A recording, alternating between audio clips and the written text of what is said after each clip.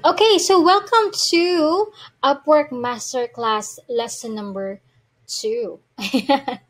Tuloy na natin how to build a rockstar profile and stand out from the competition. So this is the continuation of the lesson a while ago. And today, bago nga pala ang lahat, gusto kong i-remind na meron kayong free ebook that I created.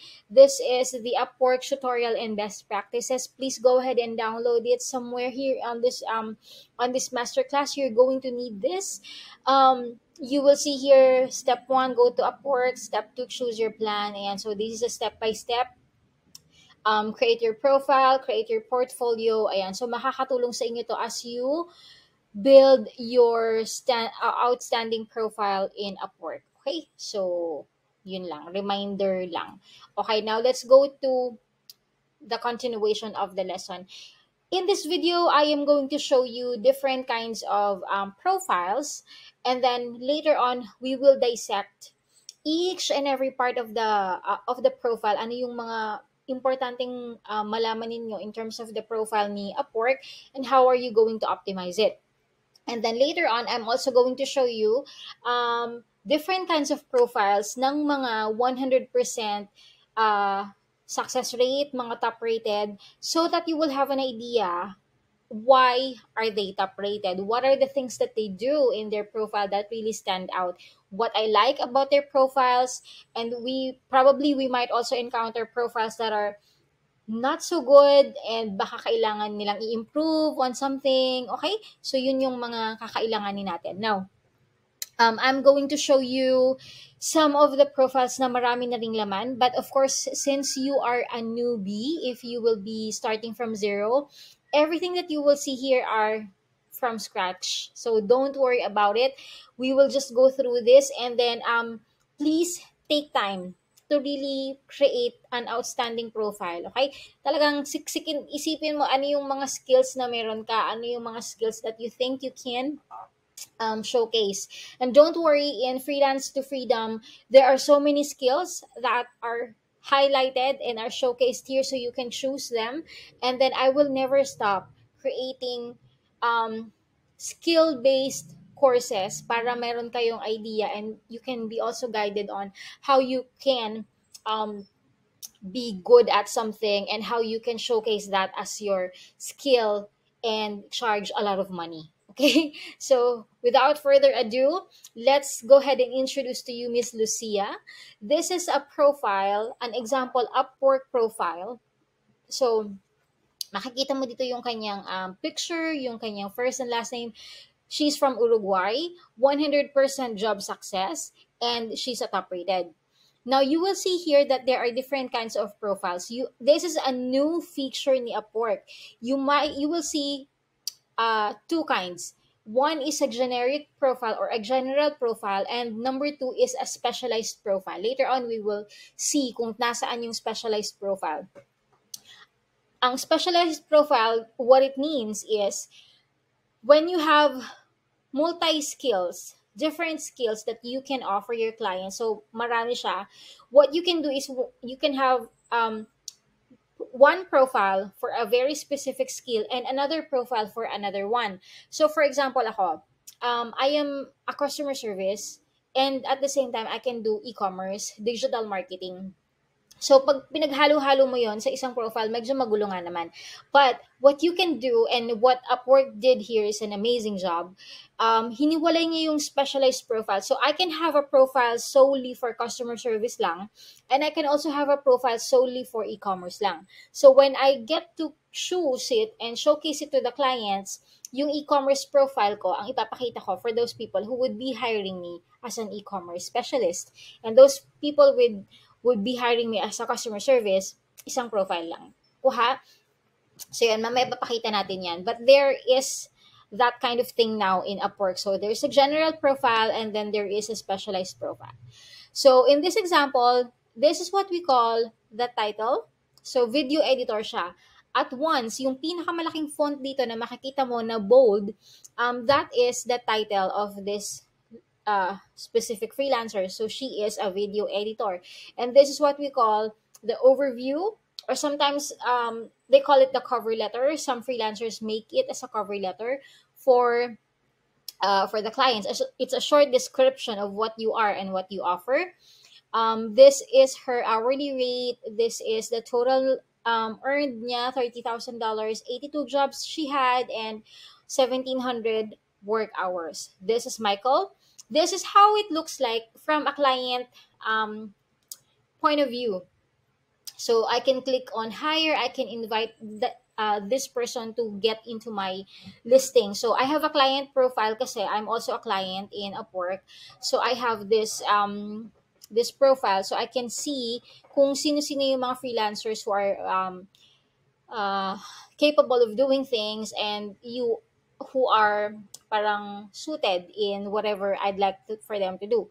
Ganyan, alright? So, ito si Michael, 100% job success din siya, top rated. Ito yung kanyang title. Always remember, ito yung hourly rate niya, $80 an hour. And this person is in e-commerce. Ayan. Another one is William K. So, e-com din to. 125 an hour. Certified e-com, certified Shopify expert siya. 200,000 earned, top rated. Alright, mamaya iisa-isahin natin, uunti-untihin natin, bababa tayo dun sa mga levels ng profiles para makita nyo how it really looks like. Number one, ang kailangan nating gawin is to find a clear and professional photo. Okay, professional means hindi kayong parang ganyan, nagsi-selfie or something sa profile. You know what I mean when I say professional photo? Something that you would also put in your LinkedIn account. Preferably, the background is white, or you can edit this naman in Canva. So, make sure you have a good photo that your face is seen and very clear. Just like this one kay William. Just like kay Michael. Malinaw yung kay Michael, very good. And yung kay Lucia, okay din. Right? So, you get the point. You must have a professional photo. And this one is what I call the ultimate credibility booster pack. When you have 100% job success and top rated, you flaunt it. You be proud of it because you have worked so hard for that. And chances are, if you have these two, ibig sabihin you are a good worker, you're a good freelancer, and there's a pretty good chance na i-hire kita as a client because I know you're doing well. Since you are a beginner, you don't have this yet, and that is okay. You must have your first client. Your goal is to have your first client, do an amazing job there, and request for a very nice feedback. Okay? Alright. So, like I said, meron tayong tinatawag na general profile and specialized profile. Ito naman ang, for example, kay Shaina. She's from US. So, ito yung general profile niya. Nakiklik to. I can click on this one and this will become green. I can click on this one, this will become a green button. So, ang specialized profile niya is meron siyang video editing profile at meron siyang graphic design. The title is to see at once what you specialize in. So, what you will do now, please, I hope you are taking notes. What do you want to put in your title? What is your specific skill that you will be putting here to highlight and to showcase your profile? So that's one, okay? So you must have your profile photo, and then number two, what is the title that you will do in your account? So sa kanya, ayan. And then, si Ranis naman is another example, e-com developer siya. So these are their titles. What is yours? Okay, so that's number two na gagawin natin. And then this is the overview that, like what I said a while ago, this is where you can put a little bit of description of what you're doing and how long have you been doing this and all that stuff. So it says here with more than 10 years of hands-on development, okay? So ayan, if you would like to pause and screenshot this one so that you can have a guidance, ano yung mga ginagawa ng ibang freelancers, model them, okay? Get inspiration on what they do. Ayan, dito highlight niya ano yung mga alam niya as an editor and as a designer. So, Shaina knows Photoshop, Illustrator, InDesign, Premiere, at lahat to may mga tutorial sa YouTube. So, hanapin mo lang. Okay? Alright, so this one is Leia, our very own. She's in Cagayan de Oro, Philippines. This is her cover letter or bio. Like I said, profile picture, 100% job success, top rated. This is her title. She is a customer service as well, and her cover letter or biography, short bio about her. So thank you for viewing my profile. Okay, so please, if you would like to pause this video and read kung ano yung mga usually na ginagawa niya, look at this one. She's got 50,000 total earnings, 15 jobs, and 8,000 total hours. So matagal na si Leia sa Upwork. Well done. So what do you need to put in your cover letter in cover, yeah, it's considered as a cover letter as well eh.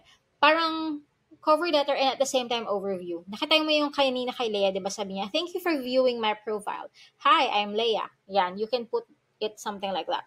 Okay, so what do you want to put there? Your skills and your strength, and include your achievements, your projects, and accomplishments, and keep it short and simple. Actually, yan yung talagang nakasulat sa Upwork.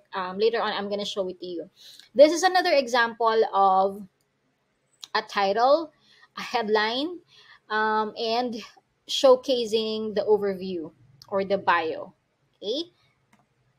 Ito naman, medyo mahaba yung sa kanya, but anong tawag dito? Very skilled. That's why this person highlights everything. So, $79 an hour. E-com, developer, PayPal, authorized. Ito yung kanina nating tinignan, no? I think siya si Mike yata na. Tapos, ito yung kanyang buong job description.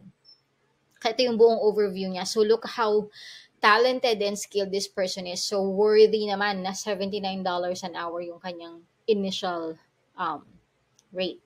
Okay? Yan.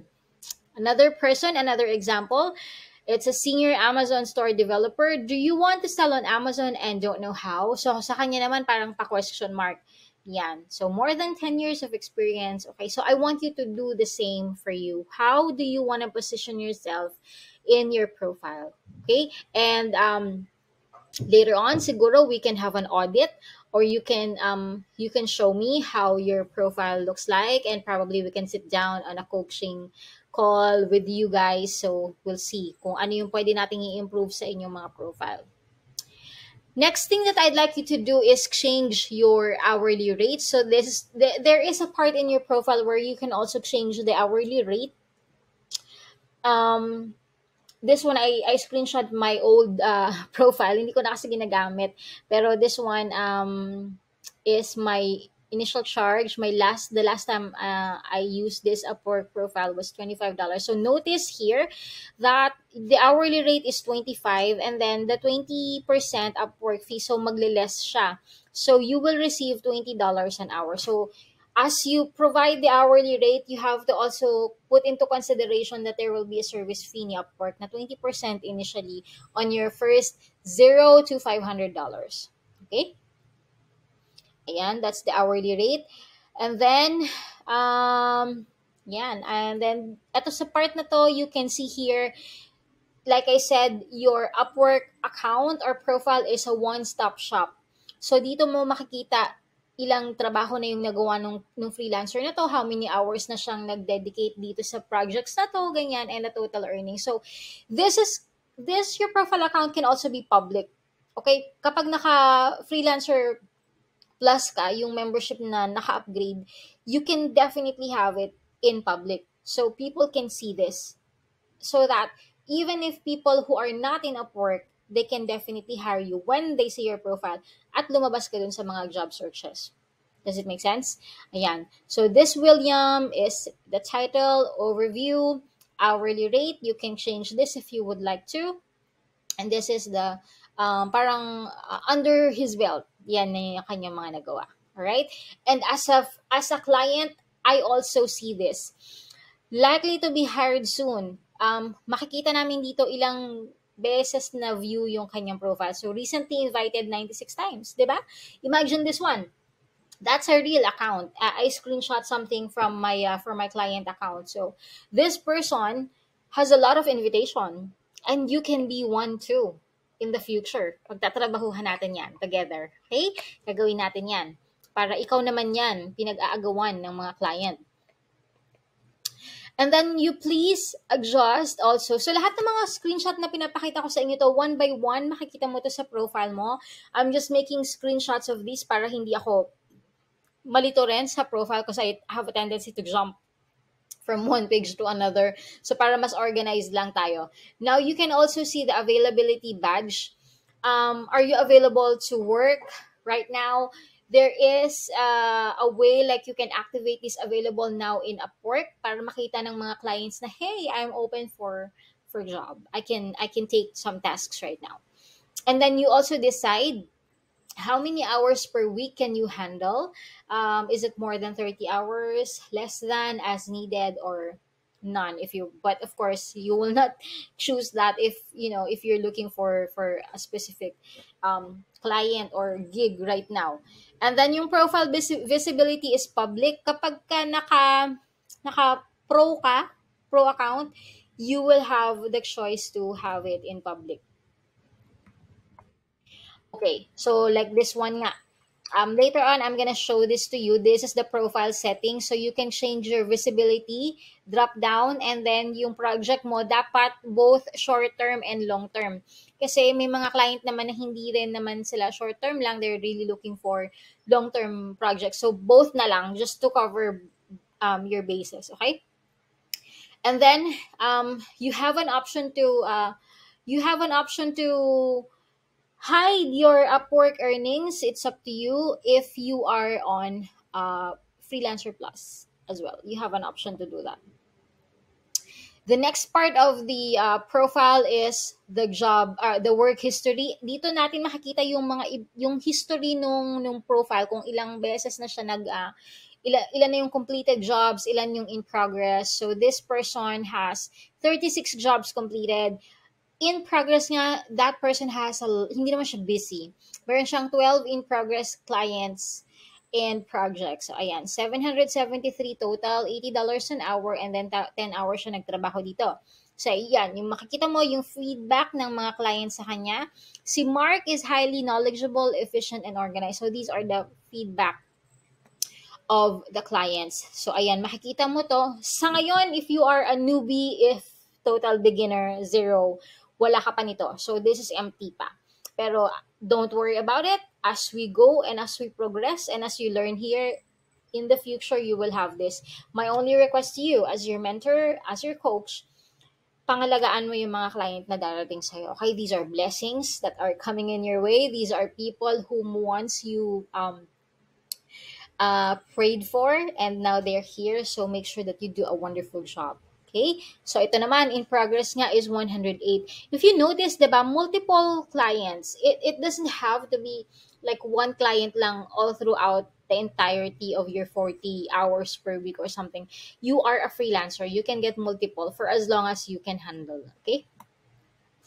Another thing is your portfolio. Now, the portfolio, dito mo ilalagay, mas-showcase lahat kahit hindi Upwork client, kahit ginawa mo yung trabaho sa Fiverr, kahit ginawa mo yung trabaho sa ibang marketplace, so long as you did it relative dun sa skill mo, your portfolio, you can showcase it here.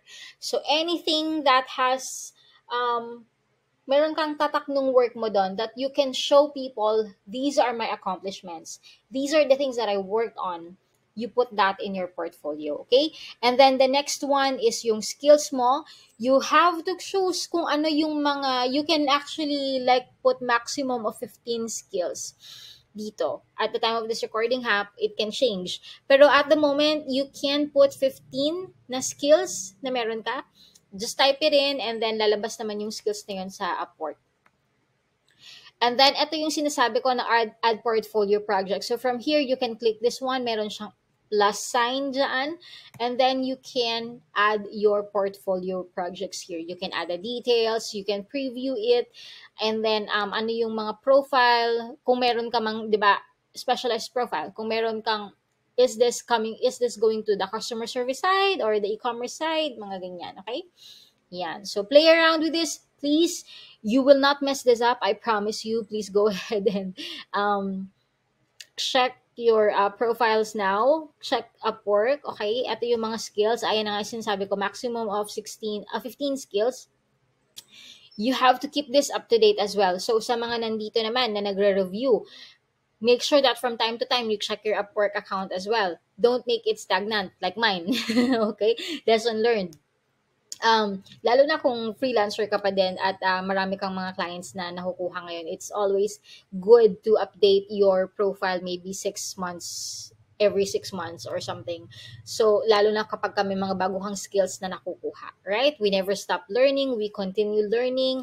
Otherwise, we die, right? We adapt or we die.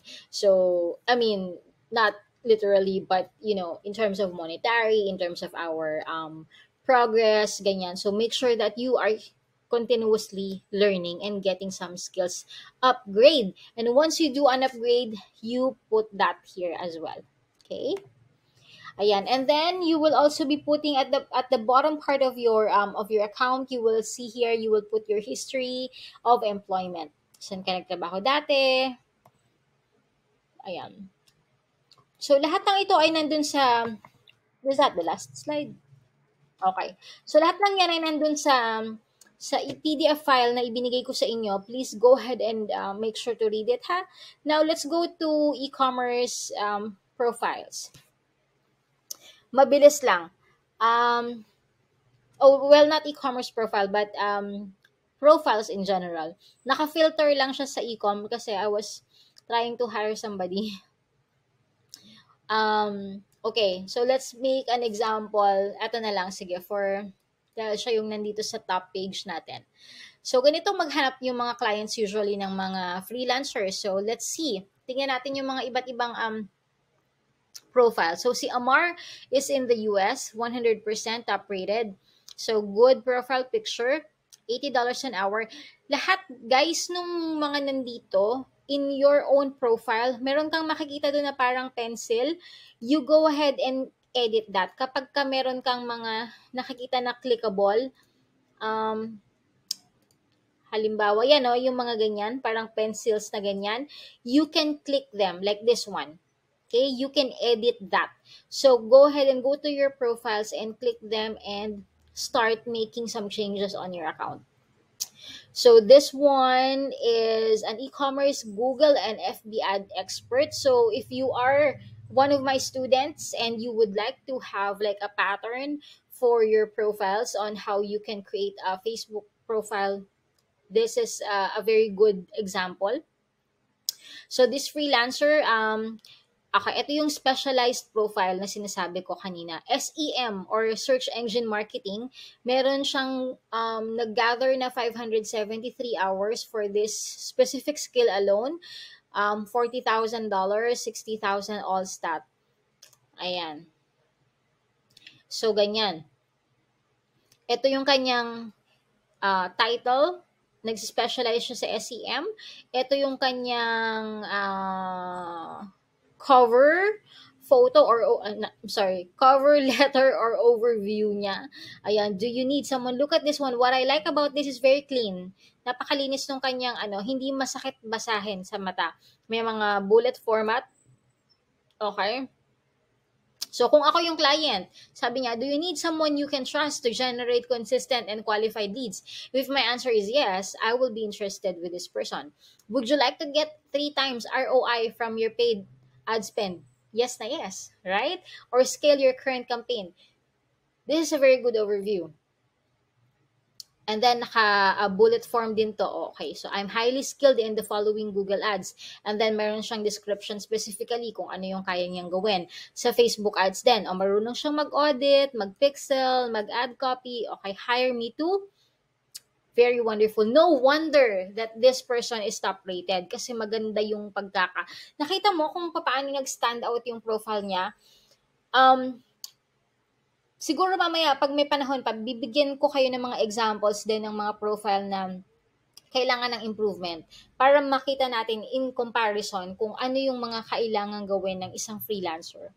Siguro at a different video mag-audit tayo. Ayan, ito yung mga work history niya. So, ito yung sinasabi ko sa inyo na you will definitely stand out and there will be no-brainer, no questions asked ng client kapag nakita niya yung work history mo.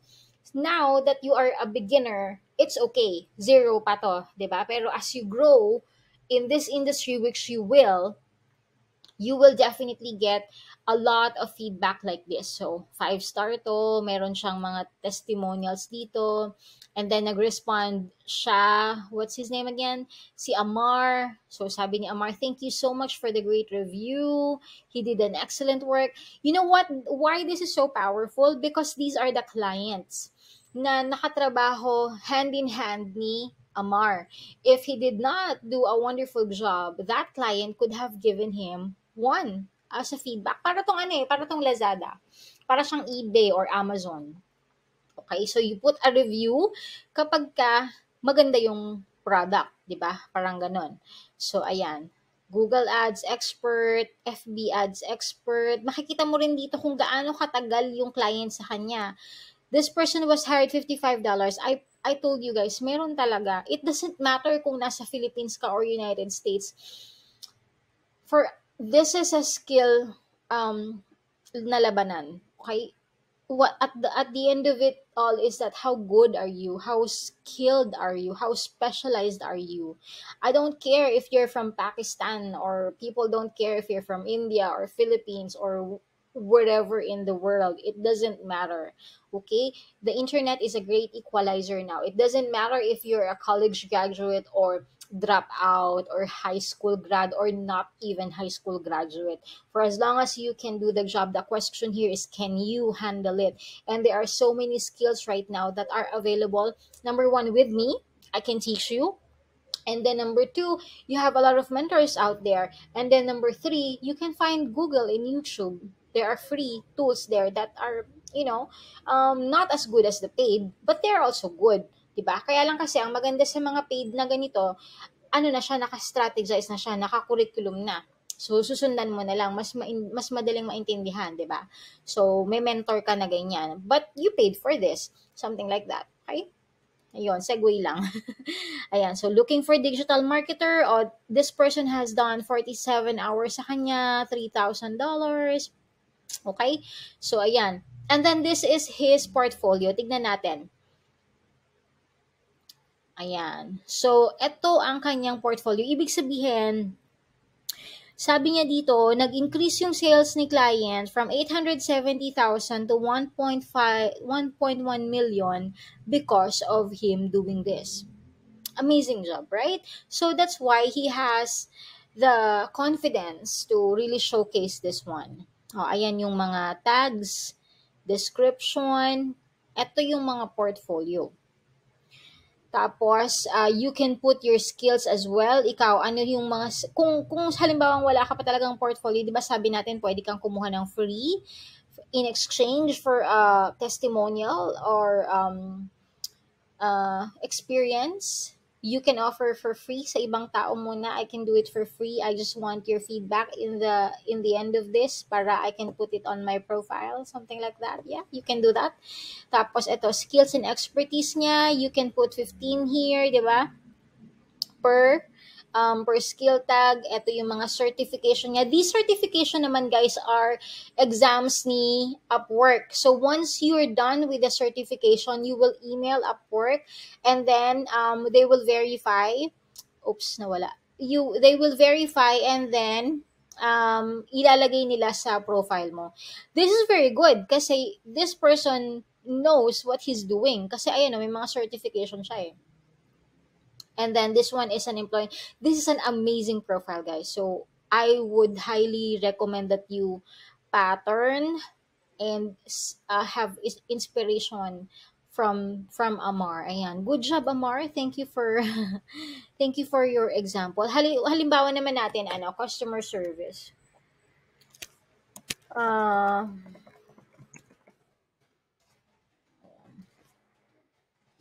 Tingnan natin kung may lalabas. Okay, so this person is from United States, $30.